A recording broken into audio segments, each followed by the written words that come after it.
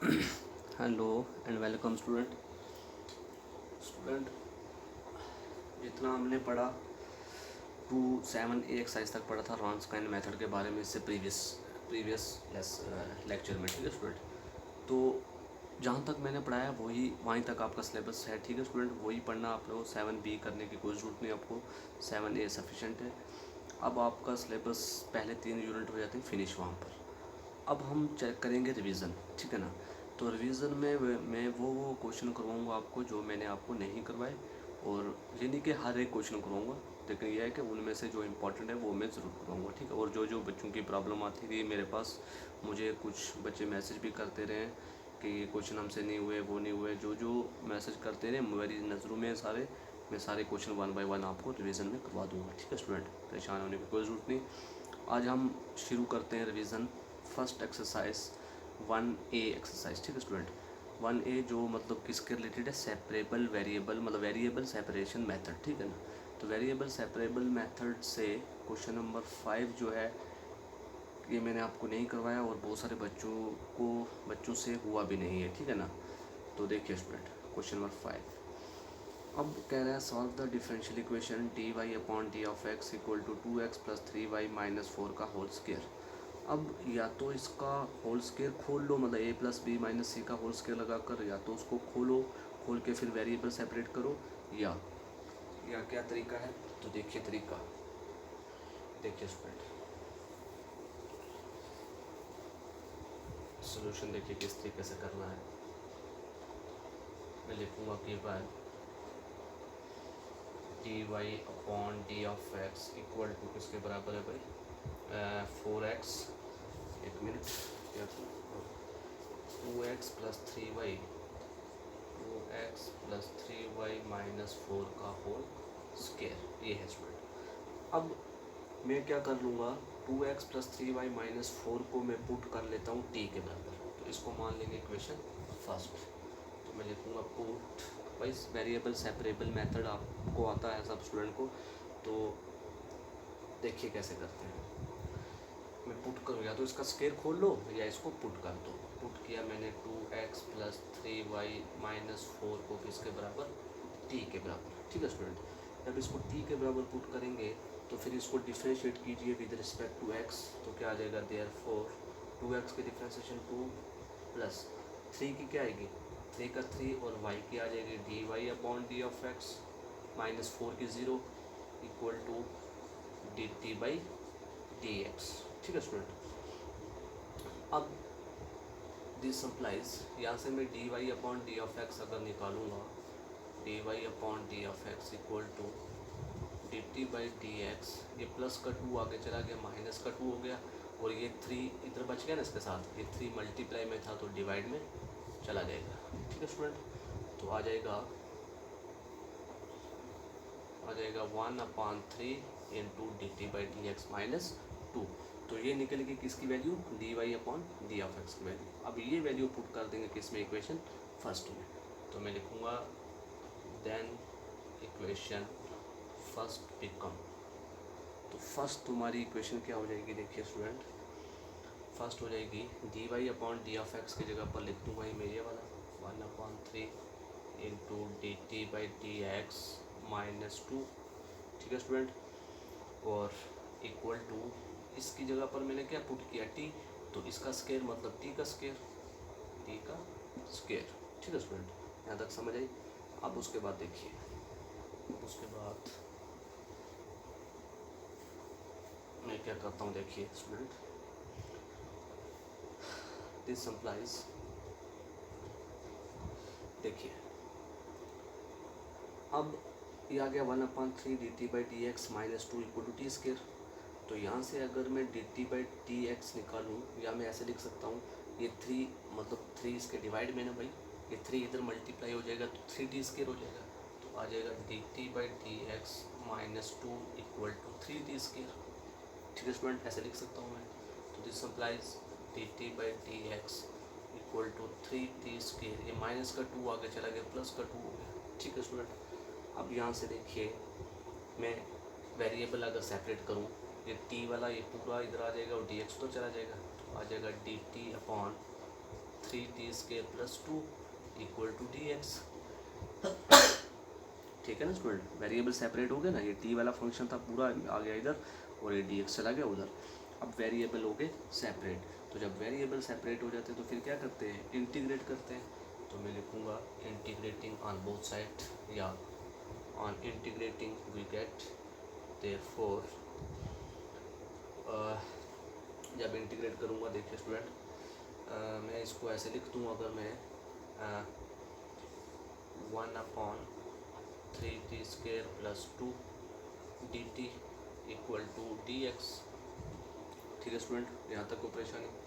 अब यहाँ से देखिए, अगर मैं इससे 3 कॉमन ले लूँ, 1/3 अगर कॉमन ले लूँ तो अंदर क्या बचेगा, t² + 2/3 यही बचेगा ना भाई। t² से 3 बाहर आ गया तो इधर 3 आई नहीं तो डिवाइड में चला जाएगा, क्योंकि 3 बाहर लेने से 2/3 बन जाएगा ना, क्योंकि जब मैं 3 को अंदर वापस मल्टीप्लाई करूँगा 3 और 3 कट जाएगा तो 2 ही बचेगा। इंटू dt = dx की इंटीग्रेशन dx और x। अब यहाँ से देखिए 1/3 कांस्टेंट है, 1/3 आ जाएगा बाहर। Integral over 1/t² + 2/3 dt = x। ठीक है स्टूडेंट, यहाँ तक कोई परेशानी नहीं होनी चाहिए, ठीक है ना, क्योंकि अच्छे तरीके से हम कब से इंटीग्रेशन और डिफरेंशिएशन पढ़ रहे हैं। अब यहाँ से देखिए 1/3, अब ये एक फार्मूला बनता है भाई, t² + k√2/3 का स्केयर। भाई अगर मैं 2/3 को मैं √2/3 का स्केयर तो लिख दूँ को फ़र्क पड़ता है, क्यों, स्केयर और रूट कट जाएगा तो 2/3 ही बचेगा। मैंने ऐसा क्यों किया, क्योंकि ये एक फार्मूला आपने 12th में पढ़ा होगा कि 1/x² + k√a का स्केयर, मतलब a का स्केयर रूट, मतलब एक फार्मूला होगा भाई, एक फार्मूला होता है 1/x² + k√a का स्केयर, तो ये फार्मूला होता है। तो ये फार्मूला किसके बराबर होता है, देखिए मैंने ये फार्मूला इसलिए मैंने 3 कॉमन इसलिए लिया ताकि ये एक अंतर फॉर्म बन जाए। तो 1/2√3 था ना, 2/3 था ना, 2/3 को मैंने स्क्वायर रूट का स्क्वायर लिख दिया, उसमें कोई वैल्यू में कोई फ़र्क नहीं पड़ता, और इंटू dt = x। ठीक है स्टूडेंट, अब देखिए दिस इम्प्लाइज ये 1/3, ये फार्मूला जो होता है 1/x² + k√a² किसके बराबर होता है, वो होता है 1/a की जगह पर ये वाला √2/3।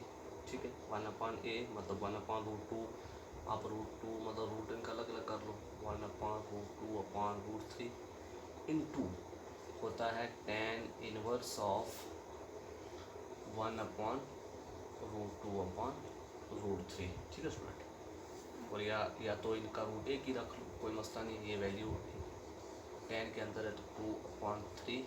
ठीक है स्टूडेंट, और which is equal to x + constant c। ठीक है, आई होप आपको ये समझ आया होगा। भाई ये फार्मूला होता है एक 1/t² + k√a का स्केयर फार्मूला होता है 1/a, a का मतलब √2/√3 into tan inverse of 1/a, तो 1/a में लिखते। ठीक है, ये फार्मूला आप लोग याद रखेंगे। ठीक है, तो यहाँ तक समझ आया।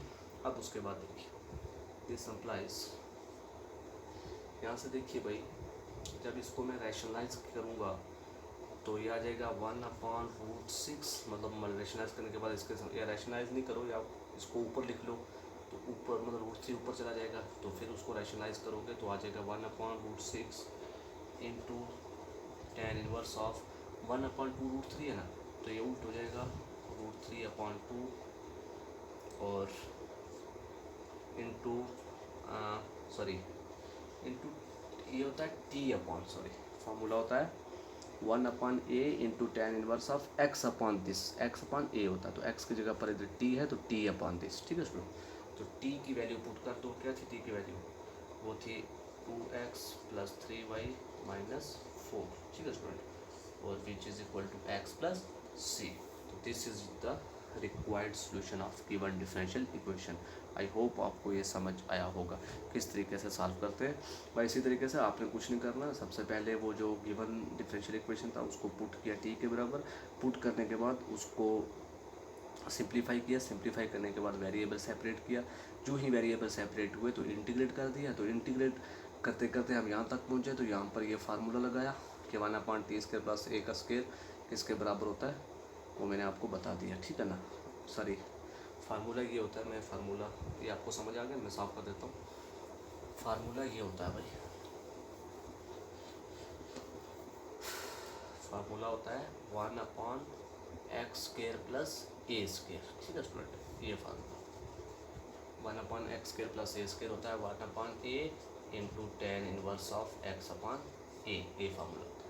अब 1/a की जगह पर इधर क्या है √2/3, और मतलब √2/√3, और इधर भी tan इनवर्स ऑफ x की जगह पर वही t, क्योंकि t है इधर x की जगह पर, तो t/a की जगह पर फिर वापस यही √2/3। फार्मूला होता है x² प्लस a²।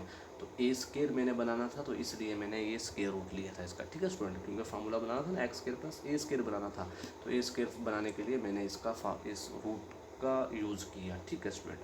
तो आई होप आपको समझ आ गया होगा। तो अब देखते हैं कोई और प्रॉब्लम। देखिए स्टूडेंट, क्वेश्चन नंबर 6 इसी एक्सरसाइज का कह रहा है given x² y dx minus x³ plus y³ dy equal to 0। तो इसको सॉल्व करना, solve that given differential equation. अब मैंने होमोजीनियस आपको मेथड बताया था, तो ये वाली डिफरेंशियल इक्वेशन जो है ये होमोजीनियस डिफरेंशियल इक्वेशन से सॉल्व होगी, क्योंकि इसकी डिग्री सेम है भाई x³ प्लस y³, ठीक है ना स्टूडेंट, हाईएस्ट डिग्री सेम आ रही है, तो इसलिए होमोजीनियस से होगा। तो उसके बाद जो क्वेश्चन नंबर 7 और 8 है वो सॉल्व होगा नॉन होमोजीनियस डिफरेंशियल इक्वेशन से। तो नॉन होमोजीनियस मैंने आपको नहीं करवाई और उसको करने की ज़रूरत भी नहीं है, वो आपको कोई नहीं करनी, ना ही वो क्वेश्चन आप लोग करेंगे, ठीक है। तो वो इतना इंपॉर्टेंट नहीं है, नॉन होमोजीनियस से कम ही क्वेश्चन एग्जाम में आते हैं, तो या तो होमोजीनियस से आता है या फिर ऐसे वेरिएबल सेपरेबल से आता है, ठीक है स्टूडेंट।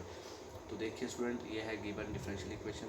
तो सबसे पहले इसको हम dy/dx की शक्ल में लिखेंगे।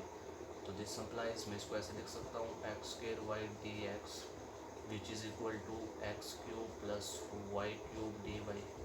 ये माइनस का आगे चला गया। अब देखिए ये dx उधर चला जाएगा, dy/dx हो जाएगा, और ये इधर आ जाएगा, तो आ जाएगा x² y/x³ प्लस y³, ठीक है स्टूडेंट। अब ये बन रही है, ये बन गई होमोजीनियस, क्योंकि यहाँ से x² जब मैं कॉमन लूँगा तो यहाँ से भी x² कॉमन आ जाएगा, तो ये होमोजीनियस इक्वेशन बन जाएगी। तो जब होमोजीनियस बनती है तो होमोजीनियस के लिए हम क्या करते हैं, पुट करते हैं y की वैल्यू vx। तो मैं लिखूँगा put y equal to vx, इसको मान लेंगे इक्वेशन फर्स्ट। तो put y equal to vx, तो यह दिस सिंप्लाइज, जब इसको डिफरेंशिएट करेंगे तो dy/d ऑफ x, तो vx को डिफरेंशिएट करने का तरीका बताया वो मैंने, फर्स्ट फंक्शन इनटू डिफरेंशिएशन मतलब ये आ जाएगा, ठीक है, ये बताने की जरूरत नहीं, सबको पता है, ठीक है। अब देयरफॉर dy/d ऑफ x की वैल्यू निकलेगी, तो ये पुट कर दो किस में, फर्स्ट में, तो देयरफॉर फर्स्ट बिकम, तो फर्स्ट तुम्हारी क्या हो जाएगी भाई, देखिए फर्स्ट तुम्हारी हो जाएगी, फर्स्ट ये नहीं थी, फर्स्ट वो थी जो मैंने dy/d ऑफ x निकाली ना अभी, वो इक्वेशन फर्स्ट, ठीक है। तो फर्स्ट तुम्हारी क्या हो जाएगी, dy/d ऑफ x की जगह पर वैल्यू लिख देंगे v plus X dy/d of x which is equal to, ठीक है। तो आ जाएगा vx², मतलब y की जगह पर x² y था ना, तो y की जगह पर भी x, तो vx³ हो जाएगा, क्योंकि एक x² पहले था और y की जगह पर vx डाला, तो x into x² x³ upon नीचे आ जाएगा x³ प्लस v³ x³, ठीक है स्टूडेंट। तो ये निकल गया dy/d ऑफ x की जगह पर वैल्यू पुट करने से, ठीक है स्टूडेंट। अब यहाँ से देखिए दिस इम्प्लाइज, यहाँ से मैं इसको ऐसे लिख सकता हूँ v plus X dy/d of x, sorry dv है, ठीक है, dv/d of x equal to, यहाँ से मैं अगर मैं ऐसे लिखूँ vx³ अपॉन, नीचे से अगर मैं x³ कॉमन ले लूँ तो अंदर क्या बचेगा 1 प्लस v³, ये बचेगा x³ और x³ कट जाएगा, तो क्या बचा v/1 प्लस v³, तो आ जाएगा v/1 प्लस v³, ठीक है स्टूडेंट। अब यहाँ से देखिए वेरिएबल सेपरेट कीजिए, x dv/d ऑफ x इधर रखो, तो आ जाएगा v/1 प्लस v³, ये प्लस का v आगे चला गया, माइनस का v हो गया, ठीक है। तो आ जाएगा ये पीछे आ जाएगा इधर, और ये dx तो चला जाएगा, तो आप इसको ऐसे देख सकते हो, या आप इसको ऐसे कर लो पहले X D we upon D of X, इसको सेपरेट कर दो। वी ये इसका नंबर कुछ नहीं, वन क्रॉस मल्टीप्लाई कीजिए, V into one V minus one into V cube, मतलब वी माइनस वी की power 4 upon one plus we cube. अब यहाँ से देखो प्लस का वी माइनस का वी कट गया, तो आपके पास क्या बचा, आपके पास बच गया this implies x D we upon D of x which is equal to minus we की power 4 upon one plus we cube. ठीक है स्टूडेंट, ये बच गया। ठीक, अब यहाँ से देखिए ये वन प्लस वी क्यूब इधर आ जाएगा तो आएगा वन प्लस वी क्यूब, और ये मल्टीप्लाई में तो डिवाइड में चला जाएगा माइनस वी क्यूब। ठीक है, तो या माइनस को नहीं लाओ, सिर्फ माइनस वी की सिर्फ वी की पावर 4 इधर आ गई। ठीक है, मतलब ये डिनोमिनेटर में था ना, इधर आके मल्टीप्लाई होगा, ये न्यूमिनेटर में था, इधर आके डिवाइड हो गया, इक्वल टू ये डिनोमिनेटर में है उधर जाके मल्टीप्लाई में हो जाएगा, और ये एक्स मल्टीप्लाई में नीचे जाके डिवाइड हो जाएगा। तो साथ में क्या था माइनस, माइनस मैंने इधर नहीं लाई। ठीक है, माइनस को वहाँ पर रखा। ठीक है स्टूडेंट, ये समझ आया वेरिएबल मैंने कैसे सेपरेट किए, वी वाले एक साइड डी एक्स वाले एक साइड, और साथ में इधर डी वी भी है तो डी वी भी। ठीक है, अब क्या कर देना है, इंटीग्रेट कर देना है, तो लिखूँगा ऑन इंटीग्रेटिंग वी गेट क्या आ जाएगा, one plus we cube upon v की power 4 equal to minus d x upon x. ठीक स्टूडेंट, यहाँ तक आई होप आपको समझ आया होगा। अब उसके बाद देखिए,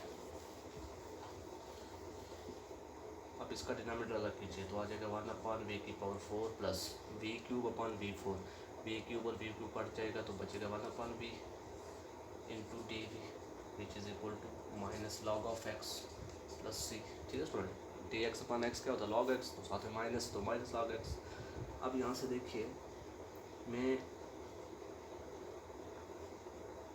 अगर इस वी की पावर 4 को ऊपर ले जाऊँ तो क्या हो जाएगा, वी की power minus 4 d v plus one upon v हो जाएगा log of v d v. ठीक है student, equal to minus log x plus c. अब वी की पावर माइनस 4 मतलब एक्स की पावर एन की इंटीग्रेशन क्या होती है, एक्स की power N plus one upon N plus one, तो एन की जगह पर माइनस 4 प्लस वन, तो माइनस 4 प्लस वन कितना होता है, माइनस 3, तो आ जाएगा वी की पावर माइनस 3 अपॉन माइनस 3। ठीक है student, plus log of v equal to minus log of x plus c. ठीक है स्टूडेंट, यहाँ तक कोई परेशानी वाली बात नहीं है, बिल्कुल सिंपल है। तो अब यहाँ से देखिए, मैं वी की पावर माइनस 3 को नीचे ले आऊँगा तो प्लस की 3 हो जाएगा, तो ये माइनस वैसे रहेगा, माइनस 1 अपॉन 3 वी का क्यूब लिख सकता हूँ ना भाई, 3 तो ऐसे ही रहा ना, ये माइनस ऊपर ले गया मैं और 3 का 3 रखा, और वी की पावर माइनस 3 नीचे आ गई, वी की पावर प्लस 3 होगी। ठीक है स्टूडेंट, और प्लस देखिए लॉग ऑफ वी, ये माइनस का पीछे आएगा तो प्लस का लॉग एक्स हो जाएगा, तो log M plus log N, तो हो जाएगा लॉग एम इंटू एन, मतलब लॉग वी एक्स हो जाएगा। ठीक है, which is equal to C. ठीक स्टूडेंट, अब देखिए दिस अप्लाइज, मैं इसको ऐसे लिख सकता हूँ, जब v की वैल्यू पुट करूँगा तो v की वैल्यू क्या हो जाएगी भाई, पुट किया था ना मैंने y की वैल्यू वी एक्स, तो यहाँ से v निकालूंगा तो y अपॉन एक्स, तो y अपॉन एक्स, तो v की जगह पर आ जाएगा y अपॉन एक्स का क्यूब, तो ये जब ऊपर चला जाएगा तो आ जाएगा minus x cube upon 3y cube. ठीक है student, minus x cube upon 3y cube, भाई v की जगह पर वैल्यू पुट की ना, तो ये आ जाएगा y अपॉन एक्स का क्यूब, तो एक्स क्यूब ऊपर जाएगा तो x cube upon 3y cube plus log of v x किसकी वैल्यू है, y की वैल्यू, तो log of y which is equal to c। तो this is the required solution of given differential equation. आप लिख सकते हो which is the solution of given differential equation. I hope आपको ये समझ आ गया होगा। एक क्वेश्चन मैंने करवाया आपको सेपरेबल मेथड से, दूसरा क्वेश्चन मैंने करवाया होमोजेनियस मेथड से। ठीक है स्टूडेंट, तो आई होप आपको ये समझ आ गया होगा कि किस तरीके से होमोजेनियस मेथड अप्लाई किया जाता है कौन से वाले क्वेश्चन में, और वेरिएबल सेपरेबल मेथड कहाँ पर अप्लाई किया जाता है। ठीक है स्टूडेंट, तो आज के लिए इतने रखते हैं, तो इंशाल्लाह कल हम अगली एक्सरसाइज के देखेंगे कि अगली एक्सरसाइज में कौन सा क्वेश्चन जो है वो प्रॉब्लम करता है। ठीक है स्टूडेंट, तो अब हम रिवीजन कर रहे हैं। अब जो आपको परेशानी है वो आप लोग मुझे बताते रहेंगे, मैं कराता रहूँगा। ठीक है, अगर आप नहीं भी बताएंगे तब भी इंशाल्लाह मैं आपको रिवीजन में करवाता रहूँगा, मैंने तो करवाना ही है ना आपको। तो अब आप लोगों की मर्ज़ी है, आप लोग पढ़ते हो या नहीं पढ़ते वो आप पर डिपेंड करता है। तो ओके स्टूडेंट, थैंक यू।